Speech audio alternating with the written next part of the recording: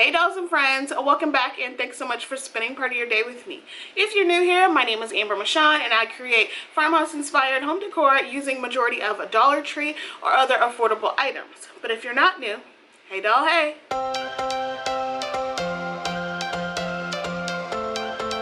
So in today's video, I have another round of fall DIYs for you. I probably have about maybe 2 or 3 more fall videos.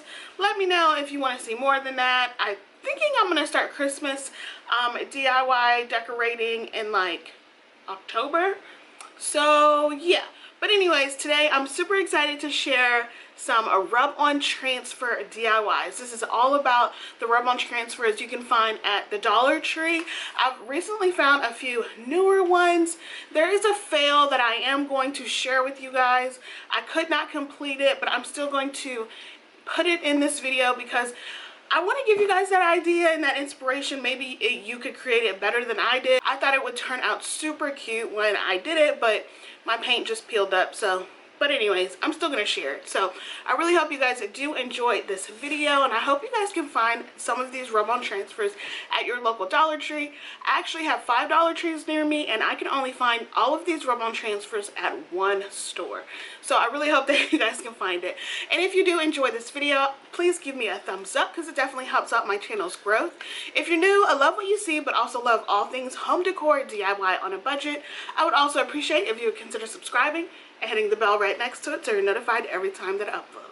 Alright dolls, let's go ahead and jump right in. For the first DIY, I'm going to take 4 of these kind of shiplap pumpkins, as well as these leaf rub-on transfers, and one of those long decor blocks you can find at Dollar Tree seasonally. So what I do is remove the tag off of the decor block, and I'm going to sand that down. Then I'm going to give that 2 coats of my Waverly chalk paint in white. I also made sure to paint the sides, all sides except for one, whichever the side that it's going to stand on. And then I did cover the back with some brown craft paper. Once that's drying, I'm going to go ahead and take my pumpkins and remove the twine that came on top. I'm just going to push it through the holes because I'm actually going to reuse it. So for these pumpkins, I'm going to use 2 different colors. I'm going to use my antique wax paint color as well as my moss green chalk paint color. And what I do is I'm going to go ahead and put on each, like 1 coat of each of these paint colors. And I'm going to take a baby wipe and just kind of wipe down just a little bit. I'm going to get more of a stained effect to the antique color. And then for the moss chalk paint color, I'm actually just going to let it sit to dry just for like maybe a minute. And then I'm going to go through and wipe that down with a baby wipe as well. For these pumpkins, I alternate doing the colors. So for 2 of the pumpkins, we have 2 antique wax sides, and then 2 of the other pumpkins, we have 3. So you can see here the completed pumpkins. The middle portion of the pumpkins is what differentiates the pumpkin. So 2 of them are going to be moss, and the other 2 are going to be antique. I'm sure it makes sense, and you don't have to do that if you want. You just do it, paint them whatever color you desire. Then I'm going to take the rub-on transfers and turn them, flip them backwards and put the pumpkin on top, and then just kind of trace it to where I need to cut it down. So it's an exact fit to those pumpkins, and then I'm going to replicate that on the other side of the pumpkins. For each of the pumpkins, I am putting the rub-on transfers only on the moss green painted slates. So the dark antique wax color does not have any rub-on transfers. And it actually makes it pretty easy to trace. These are actually really easy to trace because they have those slits in the middle of each of them. So it makes it super easy. Now, I then applied my rub-on transfer, and you know, you could just use anything, your fingernail, a card. I started using my little Cricut squeegee. I think this is a squeegee thing where you know, smooth all of your vinyl out. It did not work the best on these rub-on transfers, to be perfectly honest. I'm going to tell you the truth. It took me a while to get these down, and I actually did a live craft with me session on this past Friday, and one of my sweet viewer subscribers, Elaine, she suggested that I use some scissors because I was kind of doing the same thing on that live. And oh my gosh, it worked out so well. So do as I say, not as I do. and use some scissors or a card. But I promise you those scissors work the best because I use that Cricut tool and then I use the end of a paintbrush. But the scissors work the best. So thank you, Elaine. Everyone thank Elaine because now my life has been changed. But anyways, once my rub-on transfers were over to the moss green color side, then I just fished through my twine back through those holes, but also added 3 wood beads, and I kept them that natural wood color. After all my pumpkins are done, I'm going to take my letters. I have these wood letters. I get them from Amazon all of the time. I will have them linked in my description box. I absolutely love them. I always buy 2 or 3 of these packs when I do purchase them because some letters you use more of, like the vowels. So I just spelled out welcome to our pumpkin patch, and I'm just going to use some ink black chalk paint and just do 1 coat over all of them. My hack for this is to put them down on some painter's tape and they won't move, and it's super easy to paint them. Let them dry and you are good to go. Then I'm just going to line it all up on that Decor, that wood Decor block that is now painted white. And I'm going to use my favorite super glue gel from the original super glue and just tack everything down in one good line. I start from the outsides and then work my way in. So I do welcome first and then welcome first, then patch, and then finish the rest. Now that I have everything done, it is time to assemble, but I did make a little baby pumpkin because if you guys didn't already know, some of you are still finding out I am expecting another baby, so I thought it would be so cute. Obviously the 4 were for me, my husband, Caleb, and Isaiah, but I wanted to have that additional one because we're expecting another baby. So I thought that would just be a really cute take on it. So what I did is just kind of line them up and I kind of position them diagonally against the other one, and I'm going to use some tumbling tower pieces to get the more of a raised like 3D effect. So I do the outside ones first, just hot glue it down onto the back and then place it down the way that I know that I wanted them, just right off the edge. And the 2 pumpkins on the ends are actually going to hang off of the Decor block just a bit, which is exactly what I wanted. I kind of wanted this illusion of some pumpkins just kind of like tumbling over or something. But anyways, once they were attached to itself, I just used some tumbling tower pieces also to attach to the top of the Decor block, and then hot glued my mini pumpkin onto one of the larger pumpkins, and that's it for this one. I think it came out really cute.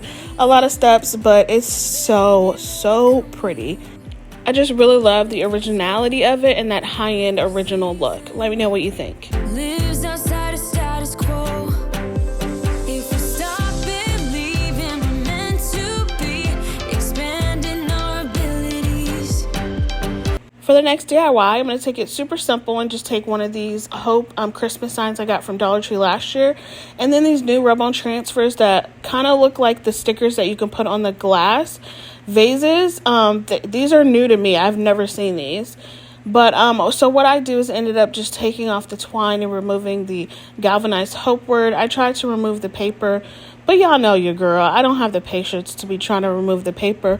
No matter what method there is, I just would rather cover it up with brown craft paper and then work with a clean, fresh surface on the back. So I just removed the sticker, sand down where the sticker was, just wipe it down with a baby wipe to get a smoother surface. Then I'm just going to use 1 coat paint of my Waverly chalk paint in white. I use a foam brush because I am actually looking for it to be a little bit more rustic on this sign and have those paint streaks in there. Then I just remove the rub-on transfer from the packaging, place it right into the middle of where I needed it, and then I use my Cricut tool again to get this transferred over. Now this one is actually a lot easier to get transferred over. You probably don't even need a tool. You just do it with your fingernail or your fingers really. It has a really sticky backing, and I'm going to show you the next DIY how sticky it is because that's going to be my fail. But anyways, after I have my transfer over, then I just sand down the edges just to get that nice rustic farmhouse look that you guys know I love by using my finger sander. And then I also sand down onto the face of my sign, like in the middle. Being careful to not actually like sand up or scratch off too much of the rub-on transfer. I do it just a little bit so it has more of a faded look, and I just think that it looks so much nicer and has so much more texture to it. So then I take my half-wood beads, because this sign just needed a little bit more, and I just put them on all of the rounded corners, I guess you would say, and just use a dab of hot glue to place those down. And these are 16 millimeter half-wood bead sizes. And that's pretty much it. I put a Jenga piece or a tumbling tower piece on the back so it could stand up on its own. And that's it for this one. I think it's really cute, super easy to create. I think it'll look really cute in a tiered tray set, but also just in like a 3-piece set with like a candle, like a tall candle, and like a vase with some florals in it. I think it'll look really adorable. Baby, you and I should start living now. With the whole world at our feet, we can stay. This next DIY is more of a fail, but I still wanted to include it just in case you guys had some ideas. Maybe you could do it a little bit better. I'm taking this Mother's Day coffee mug sign. It's either a mug or just a cup or whatever. And this other rub-on transfer says pumpkin spice and everything nice. If I can find another one of these signs, I will probably just make this for my own decor. But I really love how the idea turned out, but just didn't materialize. So for the bottom, I taped it off, and I'm going to paint this using some acrylic paint. It is called Coffee Latte. And then I painted the top part just using my white chalk paint. And I gave the entire sign 3 coat paints of each color to cover up everything. Then I took my half-wood beads again and just lined it up to cover like the line where the two paints separated. I thought it just gave it a little bit more character and just a little bit more pizzazz that I love in my farmhouse pieces to make them more like farmhouse chic. Anyways, I put that rub-on transfer on there, rubbed it on there, and this is what happened. It just completely tore up. I don't know if it's because I know my paint was fully dry, but it's just acrylic paint, man. Sometimes it just doesn't work out. But that's the idea. That's the fail. There you have it. For the next DIY, I'm taking this Decor sign from the Dollar Tree, as well as these really pretty pumpkin rub-on transfers. And what I do is I'm going to take my my spatula tool and remove the top part of this sign, like this frame part. Now, I was trying to scrape it off, but I realized I was actually scraping the actual box part to it, and the cardboard was coming up, and I didn't want that.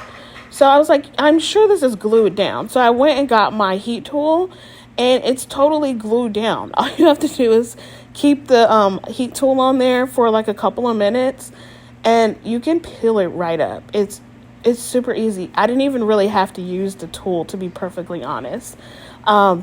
I just left it on each like corner for a couple minutes and pulled it right up, and it came up really easily. If I didn't use the tool, I probably would have had much more of a smoother surface. But this is how it looked once I was done peeling everything up. And I gave it 2 coats of my Waverly chalk paint in white. And to be perfectly honest, I could have kept it just white, but I scraped up the box too much, that it had too much texture and dents to it.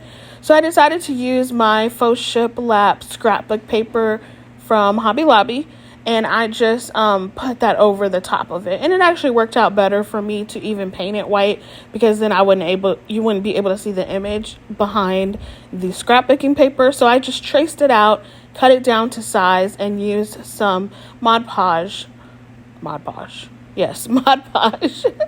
over my paper, and then just placed it right over my sign, smoothed that out, and waited for it to dry for about 15 to 20 minutes.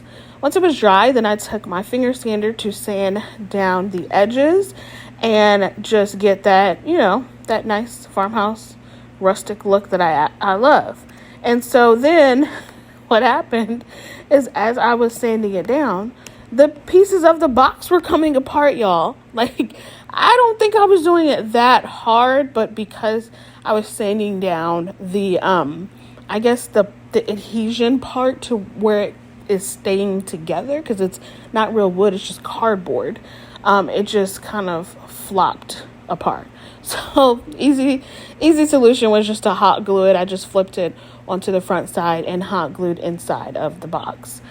Super easy, super simple, no big deal. But it was still funny because I was like, I am not going to have another fail. This is not going to happen. But it worked out just fine. I literally just knew that this video was going to be the easiest with rub-on transfers. But honey, it has... These projects gave me a headache. But anyways, I put the entire sheet of that rub-on transfer onto this sign. It worked out pretty perfectly. And then I took my half-wood beads yet again and lined them up on the top and the bottom. Because the rub-on transfer wasn't long enough, I just wanted to give a little bit more attention to detail. And it always is just these little small detailed pieces, whether it's a piece of hardware you use for any sign or any project, always just brings it together. And I feel like these natural wood half-wood beads do that for this sign. And I really, really love this. I think it's so pretty.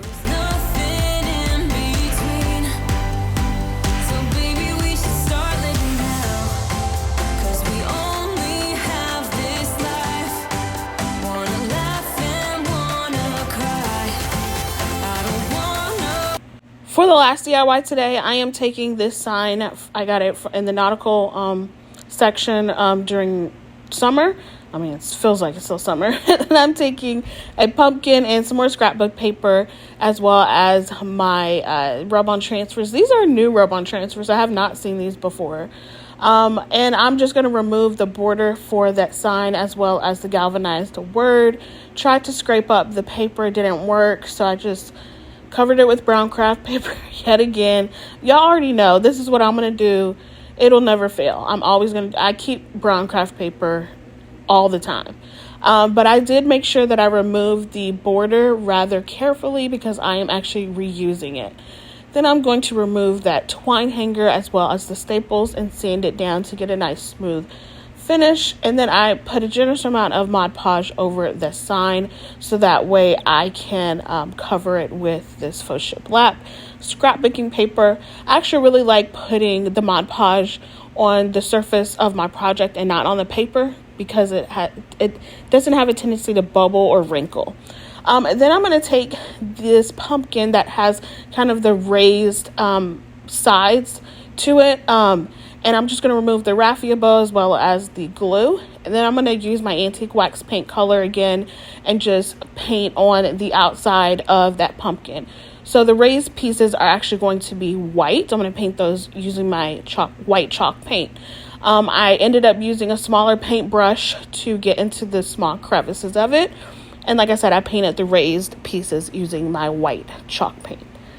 After that's done, I'm going to go ahead and cut down my scrapbooking paper on my sign now that it's all dry. And I did paint my border black using some ink chalk paint. I did that off camera. Be mindful that these borders are not the same size. Two of them are smaller than the other. So you can see here I had to pull one up because I put it on the wrong side. So just be mindful that the two smaller ones go on the inside of the longer ones when you're gluing this down. Then to put these rub-on transfers over, I can't flip it over and trace it out like I was able to do with the first project. So I just kind of eyeballed where I needed to cut it down. And then I removed the rub-on transfer sheet from the backing. And then wherever it wasn't touching anywhere of the pumpkin, I cut that off and just put that to the side because then I can kind of fit it in somewhere else on either another piece or on that middle piece. It just depends on if you have a full like leaf or a full twig or bird or whatever. But some of these pieces I just cut down. But one rub-on transfer sheet fit the entire thing for this. And FYI, for the first DIY, I needed to actually use 4 rub-on transfer pages for those 4 pumpkins, just in case I didn't say that. I don't think I did. But anyways, once I was able to fit everything on, you're going to have to cut down some pieces, like I said, for the 2 side raised edges, just to get them to look right and like centered and asymmetrical. But yeah, so just rub that on. Like I say, do as I say, not as I do. Use some scissors, not a Cricut tool. If your fingernail works, use that. If a credit card works, use that. But I'm going to swear by the scissors from here on out. You're only going to see me use scissors when I have rub-on transfers. Once that was complete, I took an orange and white gingham checkered ribbon and I just tied a simple bow and then hot glued it at the top where I peeled off the glue. You could still kind of see where it was a little void space. And then I really wanted to cover the hole onto the pumpkin, so I decided to go back to my trusty 16mm half-wood beads, and I painted those using my antique wax color and wiped it down with a baby wipe so it can have a cohesive kind of look.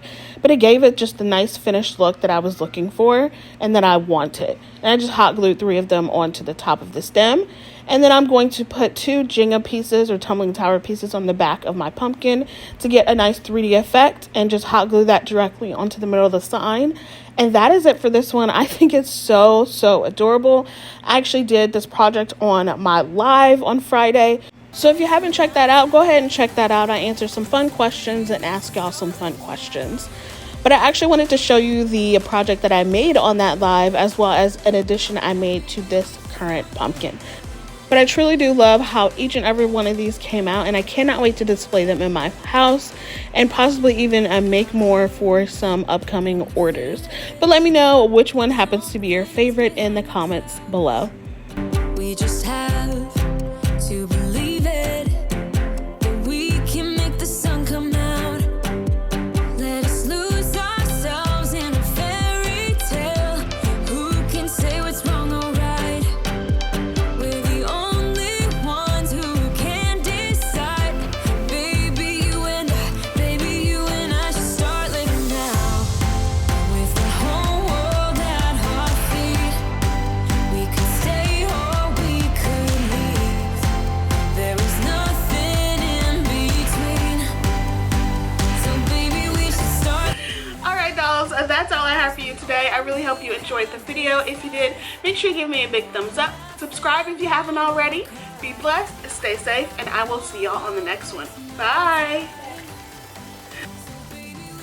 Hey dolls and friends, welcome back in. You okay? You got excited. 5, 4, 3, 2, 1.